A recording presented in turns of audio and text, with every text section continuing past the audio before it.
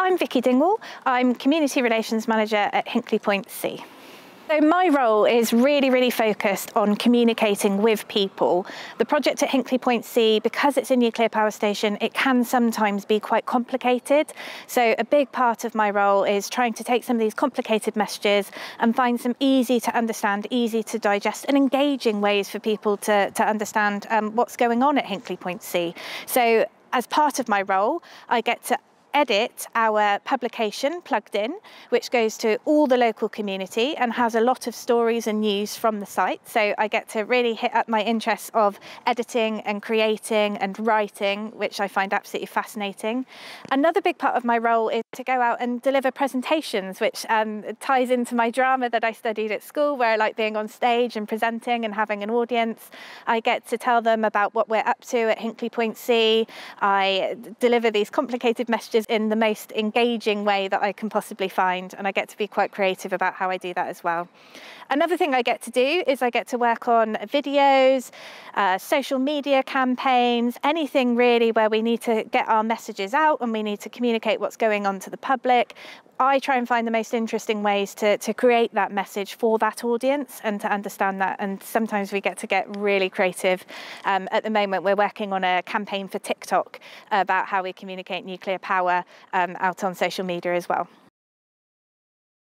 So when I was at school, I mostly chose my subjects based on what I enjoyed doing.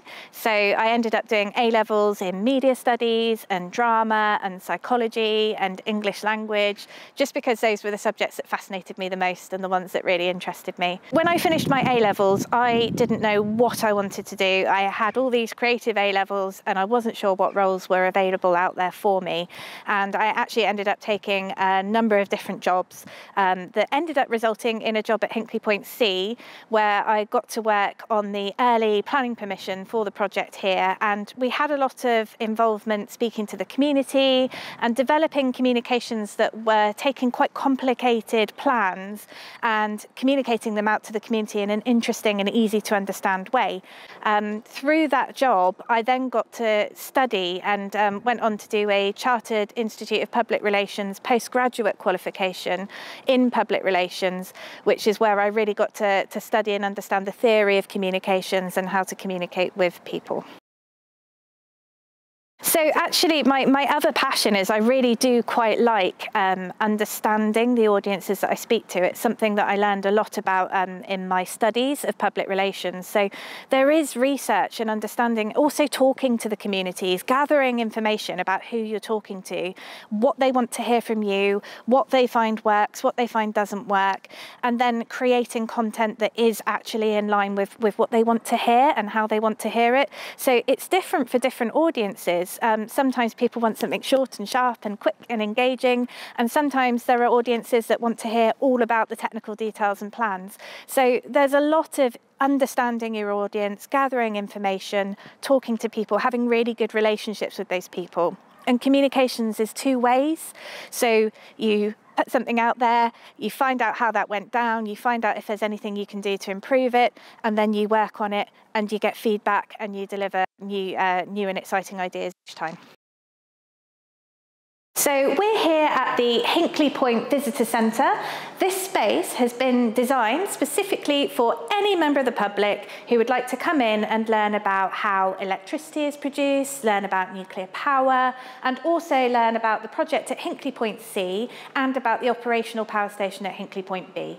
Anyone can come in at any time and have a look and find out the information here. There's a lot of complicated information which has been created in a very engaging, whizzy way for you to come and learn about all this exciting stuff. So this visitor centre is a perfect example of the type of thing that we have to do in communications, because we know that the public are interested in learning about nuclear power, they're interested in learning about climate change, and they're interested in learning about how electricity is produced.